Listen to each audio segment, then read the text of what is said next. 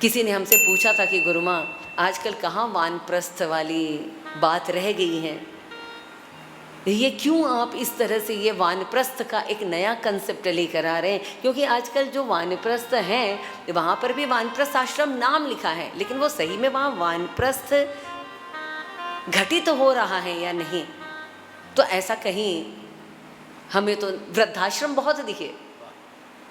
जहाँ बेचारे वृद्ध बैठे हैं, इंतजार कर रहे हैं, दुखी हो रहे हैं, जिनसे बतियाने वाला कोई नहीं है। अपने जीवन भर का जितना ज्ञान था, जितना 60 साल की आयु में हम रिटायर हो जाते हैं और उसके बाद कम से कम 150 साल तक तो और जिएंगे। तो जो 100 साल का और समय निकालना है, अब आप कितना जिएंगे ये आपको निर्धारित करना है, हम तो अपनी बात कर रहे हैं।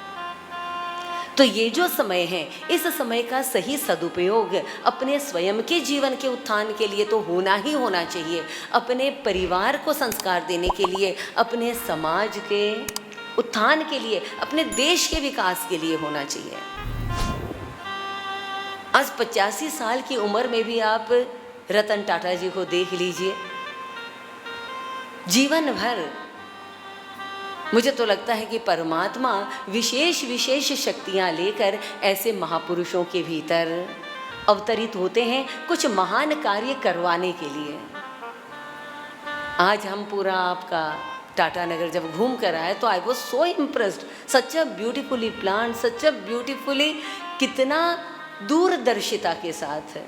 और अपने आप में एक कंप्लीट कि कोई सही में यहाँ पर आए तो वो वापस नहीं जाएगा। होलिस्टिक अप्रोच जिसको कहते हैं, हर नजरिए से हर किसी के जीवन का उत्कर्ष हो सके। तो ये वानप्रस्थ आश्रम भी जो बनाए जा रहे हैं, या इस विशेष करके जो मेरी कल्पना है, ऐसा नहीं है कि आप अपने परिवार से परेशान होकर वहाँ पर आ जाएं या परिवार वाले आपसे परेशान हैं और आपको वहाँ पर भेज दें ना।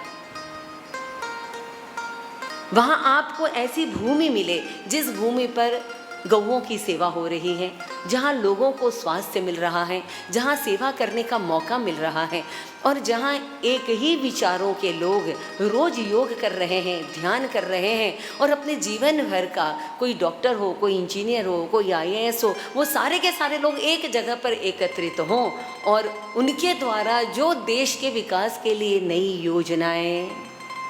बनाई जाए। नोशा फाउंडेशन आज से करीबन 3 साल पहले नशा मुक्ति के लिए कार्य करने की शुरुआत की और यंग जनरेशन आज हमारे देश की सबसे ज़्यादा नशे में, विशेष करके जब राजस्थान और पंजाब, अब मैं जानती हूँ कि सभी जगह,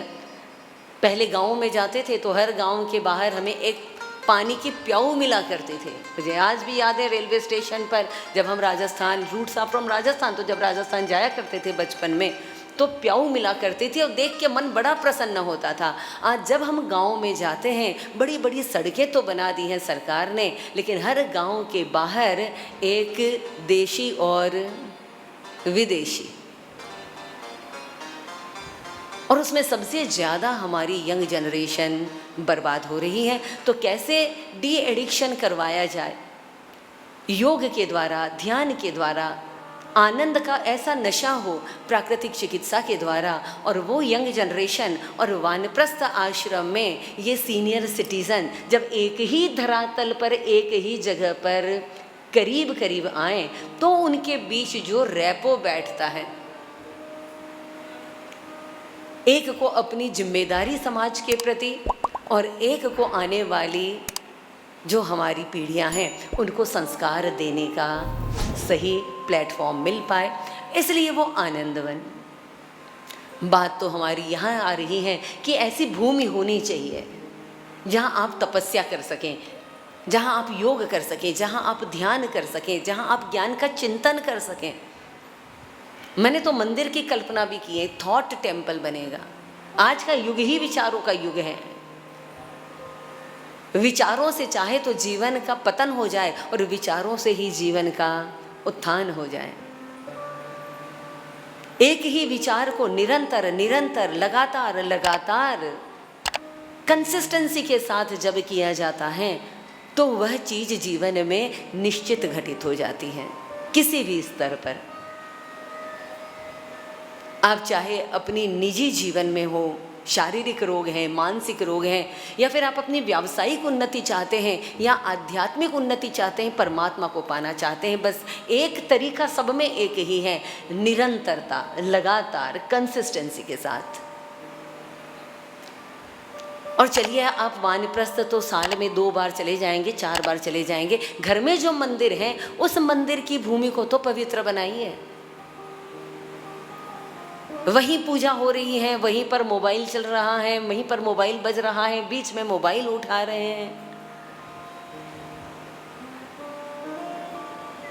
कम से कम उतनी देर के लिए हम जहाँ पर बैठे हुए हैं, जिस कार्य के लिए बैठे हुए हैं, हनुमान चालीसा बोल रहे हैं, बहुत ज़्यादा कर्मकांड करें यह आवश्यक नहीं है। एक हनुमान चालीसा हो गई, गीता का एक अध्याय हो गया, जिस शास्त्र को आप पढ़ते हैं उस शास्त्र की 5 चौपाइयाँ हो गई, एक ठाकुर जी की माला हो गई। आधा घंटे में इतना भी पूरी एकाग्रता के साथ हो जाए